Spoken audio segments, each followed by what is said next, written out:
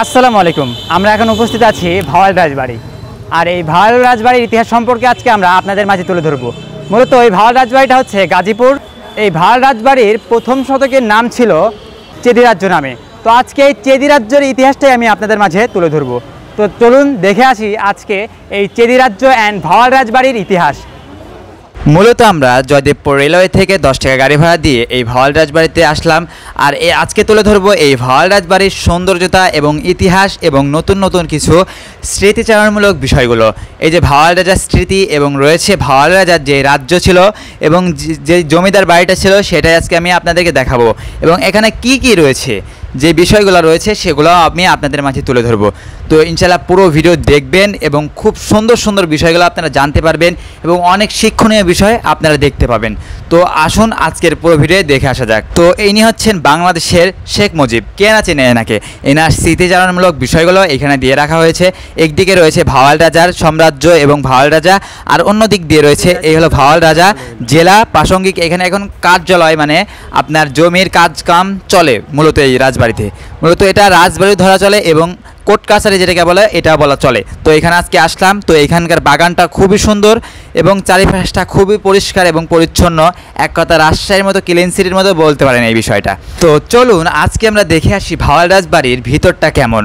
তো আমরা এখন ভাওয়াল রাজবাড়ির ভিতরে ঢুকবো। তো খুবই সুন্দর, আগে থেকেই দেখতে পাইলাম ভাওয়াল রাজবাড়ির একটি সুন্দর ছবি দিয়ে রাখা হয়েছে স্মৃতির জন্য। খুবই সুন্দরভাবে ছবিটা তোলা হয়েছে, খুবই সুন্দর লাগছে বিষয়টা। আর অন্যদিক দিয়ে রয়েছে কাঠ দিয়ে তৈরি সিঁড়িগুলা, খুবই সুন্দর লাগছে। আর অনেক স্মৃতিচারণমূলক বিষয়গুলো এখানে তুলে ধরা হয়েছে। অনেক সুন্দর সুন্দর ছবিগুলোও এখানে রেখে দেওয়া হয়েছে। তো আমরা উপরতলা যাচ্ছি। আর খুবই সুন্দর বিষয়টা, মানে দেখার মতো একটা পরিবেশ এইখানকার। যেহেতু এখানে কার্যক্রম চলে কোর্টের, তো এটা হচ্ছে ভাওয়াল সম্মেলন কক্ষ। আর এর মধ্যে রয়েছে অনেক স্মৃতিচারণমূলক বিষয়গুলো।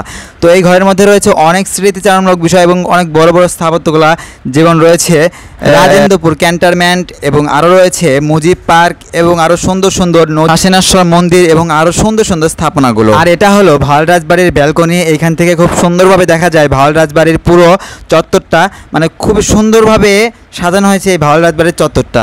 আর এই কক্ষের মধ্যে রয়েছে শেখ মুজিবের অনেকগুলো বই, যেগুলো লাইব্রেরি বললে চলে, মানে ছোট্ট একটা লাইব্রেরিটা। আর মুজিবের যেই বইগুলো তার নামে লেখা হয়েছে, 71-এর দিনগুলো এবং 71-এর যেই কবিতা আবৃত্তি যেই বইগুলো স্থাপনা করা হয়েছে এবং মুজিবের বিষয়ে যেই বইগুলো আছে, স্মৃতিচারণমূলক ছবিগুলো আছে, সবগুলো এই রুমের মধ্যে সাজিয়ে রাখা হয়েছে।